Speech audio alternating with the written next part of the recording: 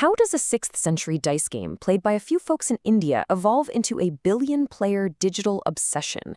You know, the kind with AI boss fights and wild vibrating cheating scandals. Well, welcome to This Explainer. Today we're not just looking at a board game. We're going to trace the 1500-year chronological history of chess, exactly like we're tracking the evolution of a massive multiplayer video game. Okay, let's dive right into this. Here's our agenda for the patch notes. We'll hit the beta release, the Euro expansion, ranked mode unlocked, the AI boss fights, and finally, the modern meta. Starting off with Section 1, the beta release. We're going from India to Persia in the 6th and 7th centuries. So, our story starts in India in the 6th century with a base game. It was called Chaturanga, which literally translates to 4 armies. And honestly, it's pretty fascinating to think that everyday military strategy from way back then inspired this whole thing. In this original beta version, you could play solo, or you could queue up with up to 3 friends. But here's the absolute crazy part. You threw dice to determine how your pieces could move. Kind of wild, right? Even back then, though, the core mechanic was totally locked in. The king was absolutely the most important piece on the board. Now, what's really interesting here is how the Persians took this Indian prototype in the 7th century and just completely overhauled the rules, calling their shiny new version Chaturanga. Basically, they took the randomness out by ditching the dice, making it a true game of pure skill. They also tweaked the pieces, introducing the coolest sounding piece ever, the elephant, which, by the way, is the direct ancestor to our modern-day bishop. The Persians also came up with terms we literally still use today, like Shah, which means king, and eventually evolved into the word we all know and love, check. Moving right along into Section 2, the Euro expansion. We're talking rule patches and buffs spanning the 10th through 16th centuries. So the game hits Europe in the 10th century via Spain. At first, it was strictly an exclusive game for the ultra-rich. But then, the church realized it was actually a highly effective way to teach strategic thinking, so the ideas spread like wildfire. By the 15th century, the global player base realized they had a huge problem. I mean, everyone was playing by completely different rules. They desperately needed a massive standardization patch. And during this patch, they noticed the queen and bishop were just totally nerfed. Seriously, the queen used to only move one single square. So, they gave the queen a massive buff, basically transforming her into the most overpowered piece on the board. This completely changed the game forever, leading to the invention of super aggressive tactics like the King's Gambit. By the 16th century, the skill gap was seriously widening. Just imagine a 16th century player saying something like, "Good morrow, kind sir, did thou know that in the time to come, men shall begin to offer up the rook in sacrifice?" Such a practice had been in use since the 16th century. Yeah, players were getting so ridiculously good, and the skills ceiling was rising so fast, that instead of just teaching beginners how the knight moves, they started writing these massively comprehensive strategy books. All right, Section 3, Ranked Mode Unlocked. This covers tournaments and titles in the 19th and 20th centuries. With literally everyone reading strategy books now, players naturally wanted to prove who was the actual greatest. So in 1851, we get the very first tournament. It was organized by Howard Staunton, who, let's be real, probably just organized it to prove he was the absolute best. But hey, in doing so, he gave us the knockout format. Then in 1883, they finally introduced chess clocks, mostly because some players were taking so incredibly long that a single game felt like it was lasting 73 years. And in 1886, William Steinitz just wiped the floor with Johannes Sukertort to become the very first world champ. Steinitz is basically considered the founding father of modern chess strategies. He taught the world absolutely vital concepts like center control and pawn structures, so people could actually play with real, measurable skill. Fast forward to 1924, and chess had gone so incredibly viral globally that FIDE was officially created in Paris. Now, FIDE's entire job was to keep the exploding global player base in check. They standardized the rules for the whole world, promoted the game heavily, and most importantly, they introduced the ELO rating system along with official titles. You know, Grandmaster, International Master, National Master. Finally, there was a strict mathematical way to separate the absolute legends from the casuals.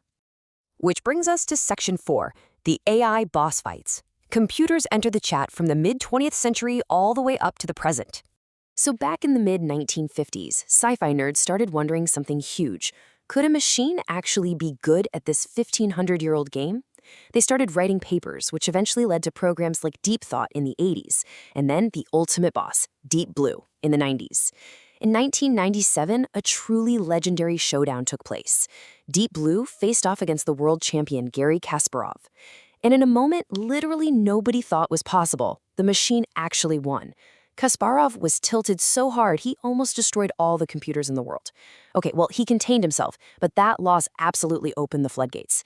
Today, engines like AlphaZero and Stockfish are just so unbelievably overpowered, they can flawlessly defeat any human on Earth. It really shows us just how quickly synthetic intelligence can outpace centuries of human learning. Let's move to Section 5, the modern meta. We're looking at the internet boom, TV, and streaming in the 21st century. With the internet, you suddenly didn't need heavy strategy books anymore. You could just learn the Scholars Made on YouTube and instantly matchmake with random players globally. But man, the game truly went supernova in 2020. Everyone was stuck inside during lockdowns, totally bored out of their minds. And then Netflix dropped The Queen's Gambit. Watching Beth Harmon completely dominate the 1960s chess scene gave everyone unbelievable hype. Literally, millions of brand new players flooded chess.com overnight. It got so massive that huge internet streamers hopped on the train, launching the PogChamps tournament. We had gaming giants like XQC, Ludwig, and Penguin Zero playing, getting coached by grandmasters like Hikaru Nakamura. Honestly, one of the greatest moments in internet history was Penguin Zero beating XQC in exactly 6 moves. This whole era just completely shattered the stereotype of chess players being nerdy basement dwellers. Out of nowhere, chess was the coolest thing on the internet. And that brings us to the most viral controversy in the entire 1,500-year history of the game, the 2022 Sinquefield Cup.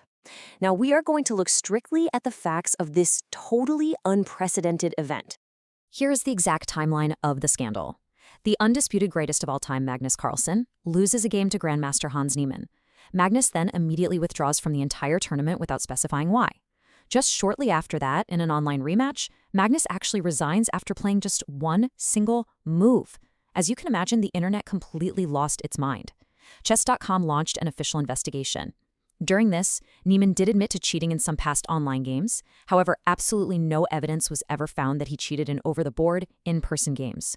Without concrete evidence, well, the internet did what the internet does and invented wild theories. Most famously, the crazy rumor that Niemann was using a hidden vibrating device to receive engine moves. Eventually, though, the dust settled. Just recently, Magnus heavily defeated Hans 17.5 to 12.5 in a speed chess championship, and Hikaru Nakamura defeated him 21-9. After all this drama, Magnus Carlsen made a pretty shocking announcement. He felt he basically had nothing left to prove in classical chess and was just tired of the format. So, while still at the absolute peak of his power, he voluntarily stepped away from defending his world championship title so he could focus on rapid and blitz formats. This, of course, left the throne totally empty. Ding Liren stepped up, battled Ian Nepomniachtchi, and emerged as the brand new 2023 World Chess Champion.